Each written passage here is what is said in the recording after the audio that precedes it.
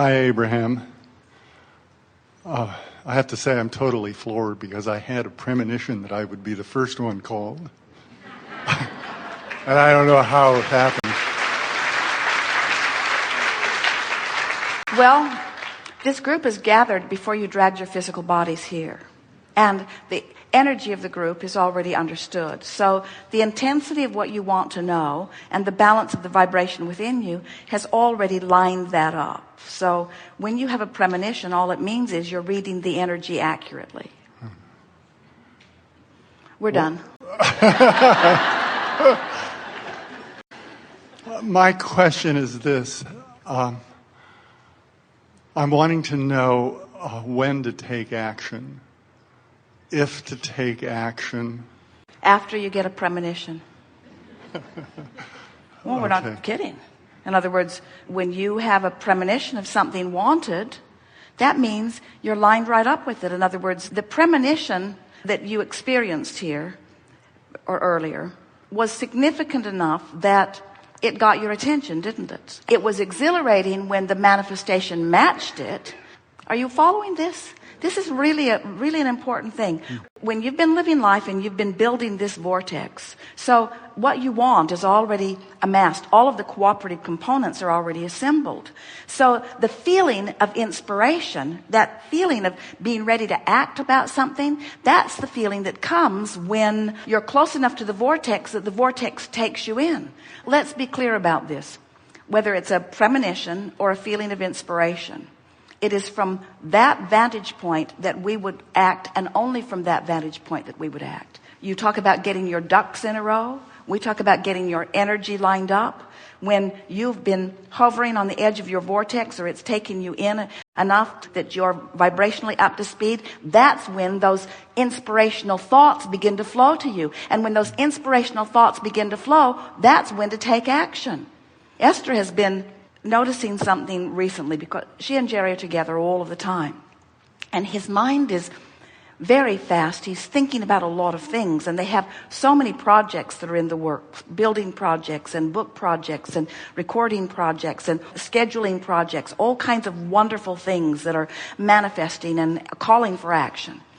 And what she's begun to notice is that when one or the other of them will have an idea, when Jerry will say, oh, we need to remember to call so-and-so about such and such, Esther is taken to snatching the phone up and making the call right then, if she can, because she knows that that is an inspired thought that has come to him. In other words, when it comes, that's because everything's lined up. The time is now. When that thought comes, now is the time to act on it. Don't write it on a list and then type it into your computer and then sort it by category and then prioritize it by A, B, C, D. The moment will pass. In other words, you have this vortex that is queuing you up. And when you feel just the idea that the thought came, in other words, you like that, don't you? Now stay with us. This is really an important thing. Do you get the idea of this vortex? Must be annoying. That invisible sphere that Abraham keeps pointing at the floor, this vortex of creation, and they call that reality. They call that reality. Ignore all of this walls and ceilings and lights and manifestation, but this is the reality. But it is. It really, really is. This is this vibrational reality, this vibrational gathering where all cooperative components have been gathered. We tease our physical friends by saying you're often the only uncooperative component to your own hopes and dreams. Because in your pessimism or in your facing reality, you hold yourself as a vibrational difference to what you're asking for. But when an idea occurs to you, you know that feeling, I should do something or I want to do something? That means for sure the vortex took you in. That's why you rendezvoused with the idea. And when that occurs to you, act on it. And until then, let your dominant intention be just to get into the vortex. It seems like I have a lot of things that come up and I get thrown out of the vortex. So what I'm wanting is that inspiration to come in. So if you linger more hopefully, in other words, if you just try to be more optimistic, but here's the thing, aren't there dozens, if not hundreds, of subjects that you already feel good about, Couldn't you use any of those as your reason to be in the vortex? The vortex doesn't say, wrestle your problem to the ground, and when it's proper, we'll allow you to drag it into the vortex. That's not how it works at all. The vortex is over there spinning with everything that you have become and everything that you want and all cooperative components gathered, and you just want to stop beating the drum of what's not in the vortex, and when you stop beating the drum of what's not in the vortex will take you in. Really, it's like that. You don't have to try to get into the vortex. You just have to stop doing the stuff you're doing that keeps you out. And the stuff that you're doing that keeps you out is complaining, worrying, watching CNN. The stuff that keeps you out is anything that you're doing when you feel negative emotion. And so meditation is a way in. Basking is a way in. Playing a foolish game. Esther's been playing a foolish game of ABC, where she looks for an in the vortex word that starts with every letter. Appreciation, basking, clarity, delicious, ease, flow, happy. And the game is quite interesting, actually, because some of the letters are hard.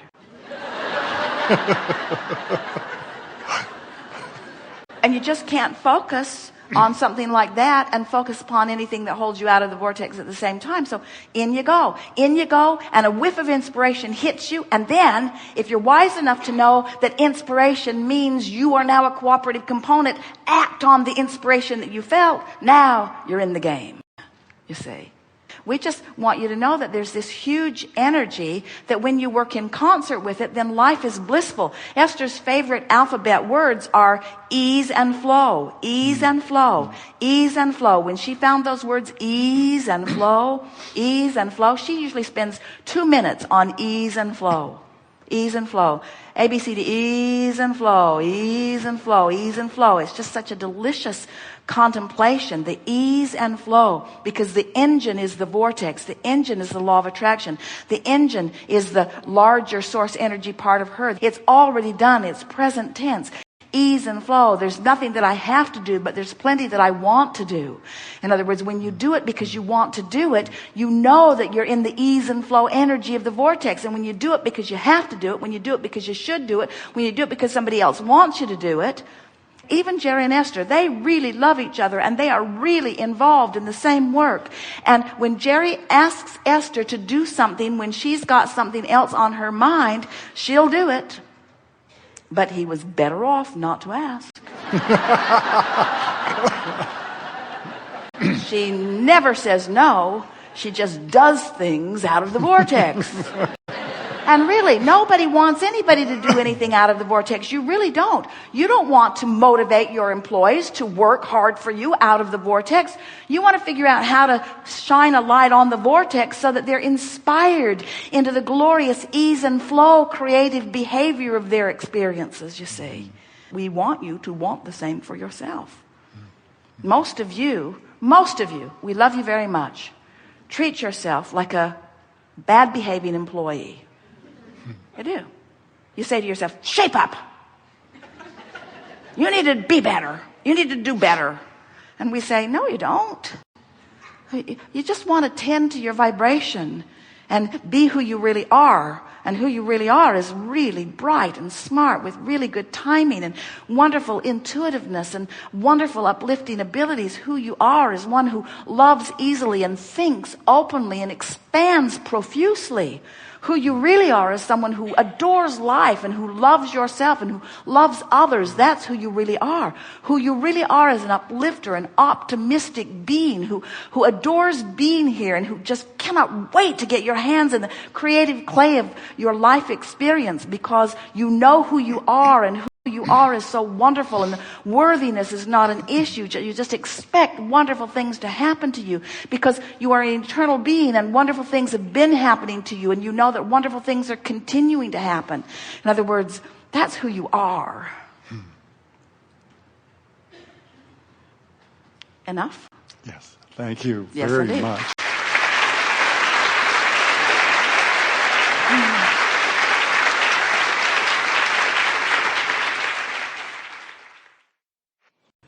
There's no assertion. Nobody is doing anything to you. Nobody is doing anything to you. And you want to say, but wait, There are things happening to me that I know I'm not asking for. So if I'm not asking for them and they're happening, then it seems like somebody else is doing it to me. Seems like somebody else did it. And therefore, I want to point my finger of blame. And we say, we know it seems like somebody else did it because you don't want it, and you, in a very core place, believe that you wouldn't do bad things to yourself. Especially when we say you create your own reality. You say, well, that doesn't make sense. I wouldn't do that. I didn't want that. I wouldn't do that. And we just want you to know that you're doing it. You just don't know you're doing it. You're doing it by default. You're doing it because you're not tending to your point of attraction. You're doing it, frankly, because you have become willing to endure negative emotion. You're willing to put up with it. You're willing to feel the emotion of blame. You're willing to feel the emotion of blame, which means you're not tending to your point of attraction. You're willing to be angry, which means you're not tending to your point of attraction. You're willing to be afraid. You're willing to be frustrated. You're willing to be overwhelmed. And many of you think, well, it's not that I'm so willing. It's like I don't think I have a choice. Like my overwhelmment seems like an economic problem or just a function of too many kids or too much to do. My overwhelmment seems like it's happening to me. And we say, your overwhelmment is a byproduct of the two vibrational vantage points, period. It's never about what you think it's about. What you think it's about is only the reason that you're focusing your energy out of whack. And you have the ability to focus your energy back into whack. You do. You can focus yourself into alignment. You can. But you got to care about how you feel, which means you got to care about your point of attraction, which means you got to care about how you feel, which means you got to care about your point of attraction, which means you got to care about how you feel, which means you got to care about your point of attraction. Which means you got to care about your point of attraction, your point of attraction, your point of attraction, you're doing it to you, your point of attraction, you setting up vibrations, you setting up vibrations which law of attraction is responding to, your point of attraction, your point of attraction, your point of attraction, your point of attraction. We think we need to make this point. It's your point of attraction. It's your point of attraction. No one is doing anything to you. No one is doing anything to you. You observed things happening and you train yourself into vibrational habits. That's what beliefs are. It's just a habit of thought. You train yourself into those patterns, and those patterns equal your point of attraction, but nothing happens to you outside your point of attraction. Esther made her placemat process this morning, and she only put a few things on her side of the placemat. Everything else she put on the universe's side of the placemat. She loves delegating and releasing to the universe. And as she was putting the items on her side of the placemat, do you know some of the things that she did not put on her to-do list were, keep my blood pumping through my body effectively today. She didn't put that on the list. Now you'd think it would be a big thing. Given how important that is, she did not talk about the aspects of her body. She did not talk to her nose and ask it to smell appropriately today. She did not counsel her taste buds. In other words, she didn't ask her liver to function well. She did not address any of the organs of her body. Can you imagine someone that lackadaisical in her things to do today list? She didn't put sun come up. She didn't put earth continue to spin in its orbit. She didn't put any of those things that are so essential to every moment of every day that you live. We think that you want to give it to us that the well-being is bigger than the problem in your bank account, or the well-being is bigger than the problem with the oil gushing in the Gulf. The well-being is huge. It's enormous. There is no way of even comparing. And we want to say this to you because we want you to feel the bigness of the well-being that is the counterpart of this vibration that you are offering. In other words, two vibrational aspects playing off of one another all the time. Well-being is winning no matter how pessimistic you are. Well-being will prevail.